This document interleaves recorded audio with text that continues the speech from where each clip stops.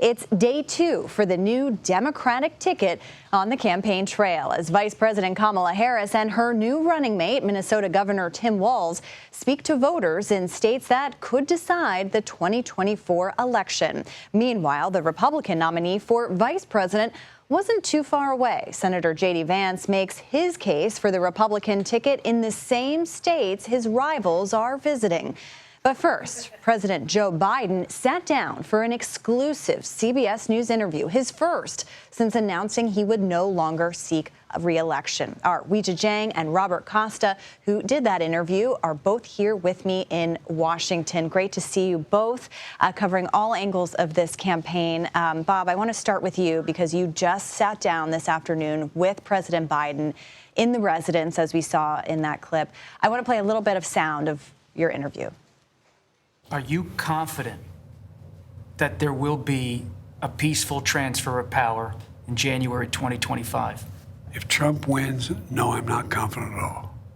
I mean, if Trump loses, I'm not confident at all. He means what he says. We don't take him seriously. He means it. All the stuff about if we lose, there'll be a bloodbath.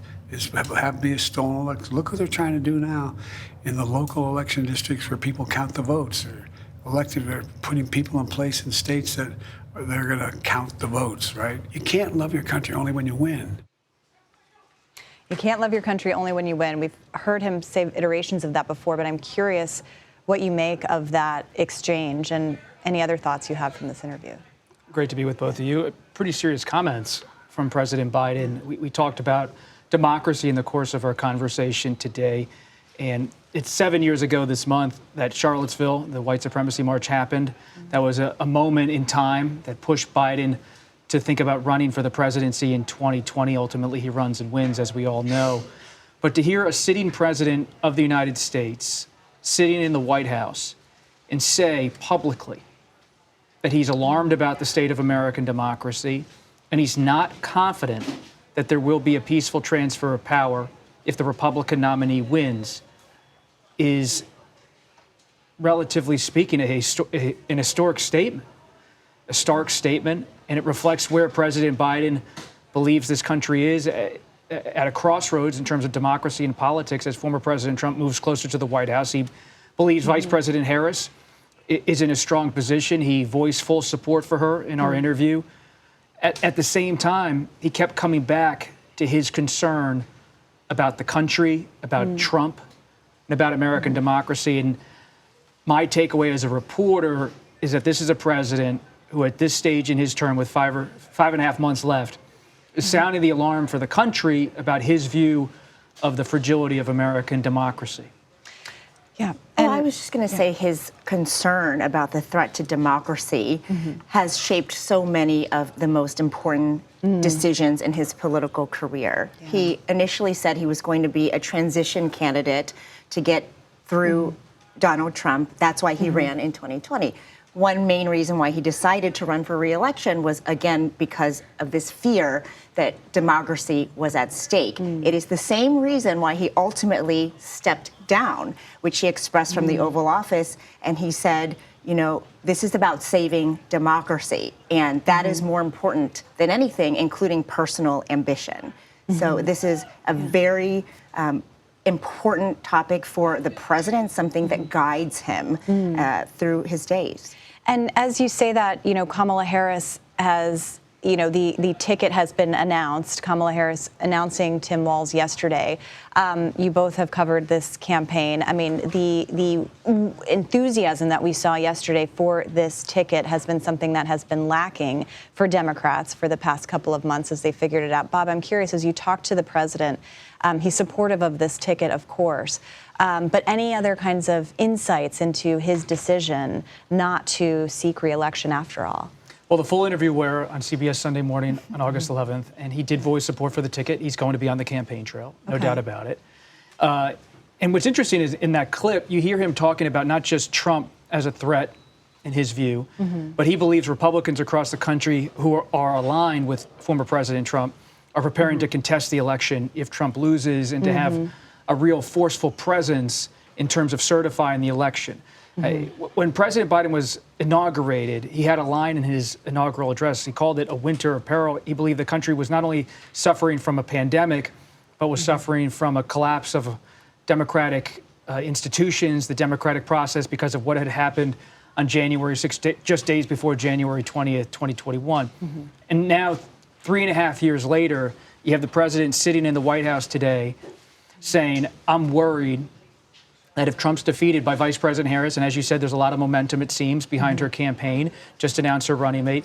But even if she wins, it doesn't solve the problem, in his view, of dealing with what he characterizes as a Republican Party, for the most part, that's aligned with Trump and ready to do his bidding if he wants to contest the election, not just in the courts, but in state legislatures. So in a sense, the interview and the conversation was about bracing, in his perspective, for a moment in time that's just on the horizon, should Trump be defeated, where this country's not just going to have a kind of merry walk toward January 2025. And it's a peaceful transfer of power is the core of American democratic, the process. If you talk about American democracy, you're talking about in August 1974, 50 years ago this month, Richard Nixon gets on the helicopter and goes away, and Washington famously had a normal night the night Nixon put his fingers in the air and left. People went to restaurants. They had a normal time. The country moved on because there was a peaceful transfer to Ford. That's an assumption. It's not a guarantee in the view of Biden. Yeah, and we've done a lot of reporting in states like Nevada where there have been efforts underway to kind of influence the people who are going to be actually counting the votes. So he's not far off to suggest that this is kind of an infrastructure type of thing. Weijia, to you, yesterday we saw Harris and Walz speak together, but what struck me too was Harris has been describing herself and this ticket as the underdog ticket. And when you look at polling, the race has tightened, but it's still a very close race. I mean, this is a very divided country. What do you make of her describing the campaign in this kind of underdog status? I first heard her talking about this during a closed-door fundraiser to donors and supporters who had just given a lot of money. And she said multiple times during this event, we are the underdogs. I know through aides who are familiar with her phone call to the governor when she asked Walz to be a running mate. In that conversation, she said, look, we are the underdogs. And then, very publicly to thousands, she reiterated this point at their first rally together. So I think it's very clear that while they are enjoying this chapter right now of momentum, excitement, enthusiasm that is undeniable. I mean, they just raised $36 million in the 24 hours that Walz was announced. They're also clear-eyed that this is a moment that is likely fleeting. And without the luxury of having a big announcement, sooner rather than later, they know that, they're going to have to keep that energy going. And aides say they don't believe they're going to lose to Donald Trump. They believe they're going to lose to people staying at home and apathy, which is why they're trying to generate as much excitement and keep it going, which she continues to point out is not easy. And even though she's closer, she's not substantially ahead where she has enough comfort to say we're good. Right. It will be interesting to see these visits to battleground states as she has been making and will continue to make throughout the week, what that does to gin up support.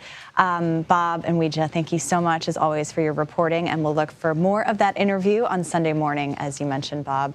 And you see right there, Sunday at 9 a.m. Eastern for that full exclusive interview that Bob Costa had with President Biden, only on CBS News Sunday Morning.